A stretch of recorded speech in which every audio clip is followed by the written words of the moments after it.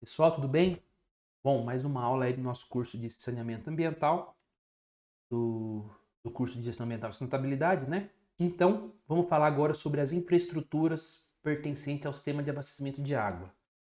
Bom, a primeira imagem que eu gosto de mostrar para vocês é essa aqui, que representa como um todo, de forma simplificada, todos os componentes pertencentes ao sistema de abastecimento de água. Começamos então no manancial, que pode ser tanto subterrâneo ou superficial, que é o local onde é feita a captação de água para encaminhamento para as próximas unidades do sistema. Então, por exemplo, se eu quero abastecer minha cidade, que está aqui no finalzinho, ó, aqui é minha cidade. Se eu quero abastecer ela, tudo vai começar no manancial, em que eu tenho que ter disponibilidade hídrica para conseguir abastecer a minha cidade, gerando uma vazão residual no rio que não vai causar impacto ambiental. Eu não posso simplesmente secar o rio para abastecer minha cidade. Tem que gerar uma vazão residual, uma vazão ecológica, eles chamam, que serve para você gerar ali, manter o ecossistema funcionando de forma adequada, certo? Junto a esse manancial, a gente tem que instalar uma estrutura para tirar essa água do rio. Essa estrutura é chamada de estrutura de captação.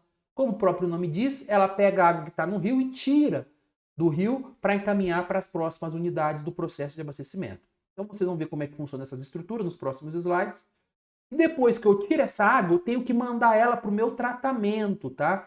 Então essa água, para chegar no meu tratamento, ela vai por tubulações de grandes diâmetros que são chamadas de adutoras. Essas adutoras estão representadas aqui por essas tubulações aqui, tá? Tubulação adutora de água bruta. E se, por exemplo, meu rio está numa certa altitude e minha estação de tratamento de água está numa altitude maior, eu vou precisar de uma bomba de água para mandar a água desse meu manancial para a estação. E esse bombeamento de água é chamado de estação elevatória. É o local onde eu instalo as minhas bombas para mandar essa água, né, do meu sistema de abastecimento até o meu tratamento de água. Então, mando da captação até o meu tratamento. Isso é feito então por bombas, que são essa minha estação elevatória. Por que de água bruta? Porque tudo isso que eu representei, tanto as adutoras quanto a estação elevatória, a água ainda não foi tratada, tá? Depois que eu pego essa água e mando para a próxima unidade do processo, que é a estação de tratamento de água, tema da nossa próxima unidade, tá? Na nossa próxima semana a gente vai ver essa temática de tratamento de água. É aqui que acontece então os processos físico-químicos em que eu vou ter a limpeza da água e vou tornar ela potável para a distribuição do consumidor final. Então, depois que eu tratei essa água, ela vai para uma tubulação que é chamada também de adutora, são tubulações de grandes diâmetros, que leva a água até o reservatório. Do reservatório, ele serve para acumular água para períodos, por exemplo, que a minha estação para, eu tenho uma reserva de água ali, e também o meu reservatório ele serve para atender a minha população naqueles períodos que eu tenho maior consumo. Lembra das aulas passadas? Meu, tem horas do dia que eu tenho um super consumo de água. Nesse horário, quem que vai mandar essa água a mais para o meu sistema? É o reservatório. Ele vai esvaziar quando estiver mandando mais água, e durante a madrugada, por exemplo, o meu consumo de água é muito baixo, esse reservatório meu vai encher, porque toda vazão que vem para ele é constante. Então chega uma vazão constante no reservatório e sai dele uma vazão variável, e atende tanto o dia e a hora de maior consumo. Então é nesse aspecto que a gente consegue fazer o controle do nosso sistema com o reservatório. Sabiam disso? Já tinham pensado nisso? Às vezes a gente vê na nossa cidade vários reservatórios, reservatório elevado, reservatórios no locais. Ele serve, além de atender demandas quando a interrupção da água ocorre, né, a interrupção do abastecimento pela estação de tratamento, mas também para abastecer as nossas casas nos períodos em que eu tenho picos de consumo de água, certo? Perfeito. Então, de forma geral, esses são todos os sistemas. Agora eu vou mostrar mais de forma isolada até cada um deles. Primeiro são os mananciais de abastecimento, tá? Então temos manancial superficial. Esse aqui, por exemplo, é de Poços de Caldas, tá? Não sei se dá para vocês verem bem aí, mas eu acredito que sim. Aqui é um reservatório de água. Chama Cipó esse reservatório.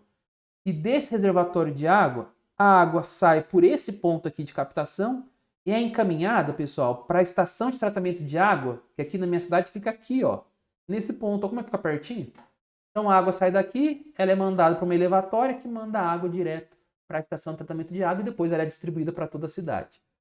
Por que eu mostrei Poços de Caldas? Porque olha que interessante que é você preservar o entorno do meu manancial. Ó, tá vendo? Que é uma região extremamente preservada, com mata, com às vezes vegetação rasteira, mas sem muita ocupação urbana, né? E aqui também no nosso município, no município de Poços de Caldas, tem um outro manancial de abastecimento que é a represa Saturnino de Brito. E essa aqui, ó, que eu vou riscar para vocês também. E aqui a captação é nesse ponto aqui, e a estação de tratamento de água ela fica bem longe, ela fica aqui nesse miolo aqui, ela fica longe do local. Só que você consegue observar o seguinte, já direto. Aqui eu tenho uma região mais densamente populacionada, né? Tem mais população nela, e isso influencia diretamente na qualidade da água do manancial. Ou seja, a conclusão que a gente pode tirar é que nessa estação de tratamento de água aqui, é muito provável que eles gastem mais produto químico, que eles gastem mais um reagente para tratar essa água do que, por exemplo, no reservatório do Cipó, porque a água tem uma qualidade melhor, chega na estação. Então, escolher o manancial adequado, principalmente os mananciais superficiais, é muito importante, porque isso vai refletir diretamente na qualidade da água que a gente vai tratar. Certo? Quanto melhor for essa água, mais fácil vai ser o tratamento. Mas além dos mananciais superficiais, eu tenho também os subterrâneos, né? Então, principalmente para populações mais isoladas, eu posso ter, então, um poço freático, que é aquele poço mais simples, né, que a gente tem em sítios e tudo mais, que a gente pega a parte do aquífero freático aqui de baixo, né? Logo o lençol freático, normalmente o nível freático que a gente tem de água no subsolo. Então a gente fura e o poço fica naquele nível, né, que eu tenho a água ali no meu lençol freático. Só que se eu for mais a fundo, né, nessa minha escavação aqui, eu posso chegar até na parte confinada, né, que é uma água ainda mais limpa, né, uma água ainda mais abaixo das camadas lá, e normalmente por ele estar confinado, ele pode jorrar a água na superfície, dependendo da linha piezométrica do teu terreno lá. Mas nesse caso aqui, como eu tenho aqui um terreno mais elevado, esse poço aqui não jorra água, mas ele está pegando do aquífero confinado. Se eu fizesse um corte nesse solo aqui, tirasse esse pico desse morro aqui, aí sim meu poço ia poder jorrar água em função da pressão que ele tem ali disponível. O recarregamento, né, o carregamento desses lençóis freáticos, desses aquíferos freáticos e confinados, normalmente ele é feito pela água que infiltra no solo, né? Ela vai infiltrar então no solo pela água de chuva, chegando então até as camadas subterrâneas e ficando ali confinado. Vantagens de usar mananciais subterrâneos, tá? A qualidade da água normalmente é muito boa.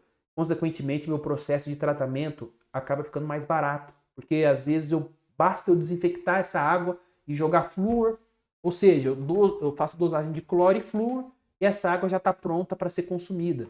Então, assim, o tratamento que vocês vão ver que é todo complexo, envolve várias etapas, é muito simplificado. Só que a desvantagem é a escavação, é você ter bomba às vezes para jorrar essa água quando o poço não é jorrante, então tem uns custos também adicionados que você tem que levar em consideração. Uma outra vantagem de poço subterrâneo, por exemplo, é que você pode fazer ele no centro da cidade. Por exemplo, você pode cavar um poço no meio da cidade e distribuir essa água para a população. Diferentemente de um manancial superficial, que o rio está lá no local dele, você vai ter que bombear a água. Pode até ser que o rio esteja próximo ao município, mas normalmente ele fica mais afastado, mais preservado e a gente faz esse bombeamento de água. Então, tem vantagens e tem desvantagens para mananciais subterrâneos e mananciais superficiais. É bom que vocês entendam os dois, que é da onde vem a água que vai abastecer essa população que a gente está pensando, né? Aí, depois que eu tenho manancial, eu tenho que ter estruturas para captar essa água, pessoal, que é para tirar essa água do rio. E aqui eu vou mostrar para vocês algumas dessas estruturas. Por exemplo, vocês já devem ter visto, passado perto de algum rio, em que eu tenho tipo uma balsa flutuando nesse rio, e dentro dessa balsa tem uma bomba. E a função dessa bomba é tirar a água desse meu rio, desse meu manancial, mandar através de bombeamento, né, uma estação elevatória, essa água até a minha estação de tratamento de água. Ou seja, isso é um tipo de captação que a gente chama de captação flutuante. Ela é muito interessante, principalmente quando eu tenho grandes oscilações de nível de água. Sei lá, quando está chovendo, meu manancial sobe muito nível. Quando está seco, meu manancial reduz o nível. Então, para eu não ficar, às vezes, período sem conseguir abastecer, período seco, né, que meu local lá onde eu tiro a água do rio vai ficar seco, esse meu sistema ele consegue acompanhar o nível do rio. Muito interessante. Um outro tipo é a captação através de canal de derivação. Isso aqui é uma época que no município de Poços de Caldas em que estava tendo uma seca tão grande que esse canal, que era por onde a água vinha e ia ser captada, ele secou. E a gente começou a pegar água que a gente chama de volume morto, né? O que é volume morto de um rio? Nada mais é do que um volume que eu não consigo fazer a captação da água pelos métodos em que foram projetados. Aí eu tenho que começar a pegar água em regiões mais fundas desse rio, porque a região superficial, a região onde eu tinha meu ponto de coleta, não está mais disponível. Esse aqui é um exemplo. Você vê, o canal ficou seco por conta dessa seca, né, prolongada que teve numa época aqui, 2021, se eu não me engano, 2020, 2021, e eu tenho essa imagem aqui que mostra uma forma de captação que é através de um canal. Eu tenho um rio, eu faço um canal na lateral e desvio parte da água para ele. Uma forma bem simples, que é instalando uma caixa de tomada, pessoal. Nada mais é do que realmente eu instalo uma caixa, coloco umas grades no começo para evitar que entre folha, que entre galho, que entre algum animal morto, peixes mesmo, né? Para evitar que esse material vá para o meu tratamento de água. Coloco essas telinhas, essas grades lá e ela retém esse material e a minha água entrando ali nesse meu canal, depois dessa caixa, ela é encaminhada ou por bomba ou sem bomba para a minha estação de tratamento de água. Certo? Por último, tem outros exemplos que no livro vocês podem ver, depois vocês podem procurar também em outras literaturas, que é a torre de tomada. Isso aqui é para grandes vazões, tá? Quando eu tenho, por exemplo, grandes vazões na região metropolitana de grandes cidades, eu coloco uma torre como se fosse um prédio mesmo. E dessa torre eu consigo, por vários níveis de altura dela, captar grandes vazões de água e mandar para a minha estação de tratamento de água. Então, por exemplo, aqui dentro da torre, que a gente não está vendo, mas ela é muito profunda aqui e tem várias aberturas onde eu faço captação de água. Então, se meu rio secou, por exemplo, eu consigo pegar água numa parte mais baixa dele, abrindo essa comporta, por exemplo. Se secou ainda mais, eu abro a última comporta. E assim vai. Eu consigo captar água de diferentes níveis de água e grandes vazões. Então, assim, diferentemente de uma captação flutuante, que também consegue oscilar um nível, mas aqui já não consegue captar grandes vazões por conta da própria limitação da bomba, né? Para eu captar grandes vazões, eu preciso de grandes bombas e grandes embarcações flutuando, porque começa a ficar inviável esse sistema. Então aí a torre de tomada é basicamente construir um prédio dentro da água, fazendo várias saídas laterais de água, é a opção mais interessante, certo?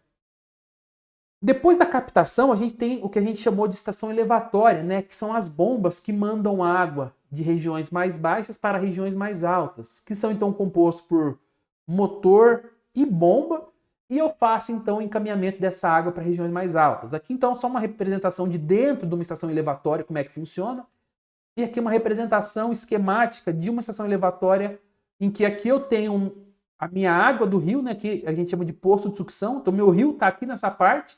Aqui eu instalo a tubulação de sucção, aqui eu instalo a minha bomba e essa tubulação aqui, ó, que eu estou circulando, é que vai mandar água para a minha estação de tratamento de água. Então vocês veem que eu tenho então a parte de fora, onde fica instalada a tubulação de sucção junto com o meu rio lá, e a parte de dentro dessa casinha, onde todo protegido, onde fica minha bomba, meu motor, que manda água para a minha estação de tratamento de água. Igualzinho aqui, ó. Se vocês olharem essa imagem aqui, atrás dessa parede está o meu posto de sucção, tá meu rio atrás dela. A gente não tá vendo. A água vem por aqui, entra na minha bomba, é encaminhada então por essas tubulações aqui, junta tudo aqui e daqui ela vai para minha estação de tratamento de água. Muito interessante, né? Você vê? Mas, Brito, e quando eu tenho cota? Enquanto meu rio está mais alto do que minha cidade? Aí eu não preciso. Se meu rio está numa cota, numa altitude maior do que onde está a minha cidade, a água consegue chegar por gravidade, não precisa de estação elevatória. Um outro ponto importante que a gente comentou é a adução de água, ou seja, aquelas tubulações que eu falei que são de grandes portes que transportam água entre as unidades do meu sistema. Então a gente tem a adutora de água bruta, que vai transportar água até a estação de tratamento de água, e a adutora de água tratada, que leva água da estação até a minha rede de distribuição. É diferente, por exemplo, de rede de distribuição, porque as adutoras elas não distribuem água para o consumidor final. Ou seja, eu não consigo ligar a minha casa, por exemplo, eu quero ligar o ramal da minha casa numa tubulação referente a uma adutora. Não consigo, porque essas tubulações grandes, se eu fizer um furo ali, isso aí arrebenta e não é feito para isso. Então, adutoras não distribuem água para o consumidor final. Ela distribui água entre as unidades do sistema de abastecimento de água. Perfeito? Bom, E ela então tem dimensões muito grandes, normalmente elas são todas de ferro fundido reforçado com concreto. Então na parte de fora dela ela é de ferro fundido, dentro dela, para eu evitar a corrosão do ferro, ela é de um material, de uma argamassa de cimento que tem uma baixa corrosividade, né? Não tem corrosão. Além disso, a superfície é super polida, né? Bem lisinha, para evitar atrito e que gere perda de carga lá. E na parte de fora, para o ferro fundido também não oxidar com o solo, ele é feito uma cobertura de betume, que é aquele material usado em asfalto, né? Que ele faz uma proteção e quando coloca ela no solo, ela não vai sofrer os impactos ali de corrosão feitos pelo solo. Então, muito interessante. E às vezes elas vão estar no solo, apoiadas, às vezes elas vão estar enterradas, às vezes elas vão estar suspensas. Então, as adutoras a gente vai encontrar por aí de várias formas, mas a função dela é transportar água entre as unidades do processo. Bom, tratamento de água, que seria a próxima etapa ali, né? A gente vai ver tema de próxima aula, então vamos pular essa parte. Chegando no finalzinho do nosso sistema já, os reservatórios, né? Então, todo mundo tem, acredito eu, que já viu um reservatório desse na sua cidade, seja elevado para cidades mais planas, né? Seja um reservatório apoiado, um reservatório de concreto, um reservatório de aço. Então, isso vai variar dependendo do tipo. De repente, um loteamento novo, eles estão colocando normalmente esses reservatórios aqui já pré-pronto, né? Pré-fabricado, que você compra ele pronto e instala lá. Para cidades mais antigas, em que eu tenho regiões mais planas, eu tenho esses reservatórios elevados, que além de ajudar a distribuir água, gera uma pressão na rede de água, que é bom, né? Eu manter uma pressão adequada na rede de distribuição é bom para quando eu ligar meu chuveiro sair água. Quem nunca às vezes ligou o chuveiro com aqueles pinguinhos de água porque a pressão na rua estava baixa? Então é importante ter pressão de água para garantir um bom abastecimento. Então, o reservatório ele serve para isso. Acumula água para quando interrompe o abastecimento. Ele funciona também para equalizar a vazão de água, ou seja, quando tem maior consumo ele esvazia, menos consumo ele enche. E também ele equaliza a pressão. Eu coloco a água ele mais alto, então quando eu pego uma mangueira e saio ele de baixo, uma tubulação, e ligo na minha casa, minha água vai estar com pressão para eu conseguir utilizar de forma adequada. E por fim, a rede de distribuição de água. Essa sim vai estar ligada na minha tubulação de adução, logo que sai do reservatório, que é a tubulação que distribui a água para o consumidor final. Então ela pode ser de PVC, de PAD, ela pode ser também de ferro fundido, enfim, de vários tipos de material. E a função dela é passar por todas as ruas. Então todas as ruas vai ter uma rede de distribuição de água. Às vezes essa tubulação vai estar nas duas calçadas da rua, às vezes ela passa só numa parte da rua. Mas é nela em que eu vou fazer a ligação da minha residência nessa tubulação de distribuição. Então, vai ser aquele ramal em que eu vou ter meu reloginho de água lá, que vai medir meu consumo de água. E aí, para mandar água aqui, eu posso ter as bombas, eu vou ter na minha rede junta vários tubos conectados, então várias unidades conectadas. Eu posso conectar nessa minha rede hidrante, que são para abastecimento de caminhão de bombeiro, caminhão-pipa e tudo mais. E os materiais são dos mais diferentes tipos, que tem que garantir, então, uma vida útil grande, não pode trincar fácil, tem que resistir ao impacto do solo, não pode ser corrosivo, não pode sofrer alguma alteração quando a água passa, por exemplo, alguma coisa que dissolve quando a água passa, tem que ser um material bem resistente, tanto para distribuição quanto as adutoras tem que ter essa característica. E, para finalizar essa aula, pessoal, voltando àquela nossa primeira pergunta lá, do primeira aula dessa série de aulas sobre abastecimento de água. Como é complexo eu abrir a torneira de casa e sair água limpa? Comece a pensar nisso, nessa complexidade. Parece que é tudo muito simples, parece que está tudo lá pronto, mas existe toda uma sistemática, existem vários profissionais envolvidos, engenheiros, gestores, químicos, biólogos, para conseguir fazer o sistema funcionar de forma adequada. Então, espero que vocês tenham entendido. Qualquer dúvida, a gente sempre está à disposição e bons estudos.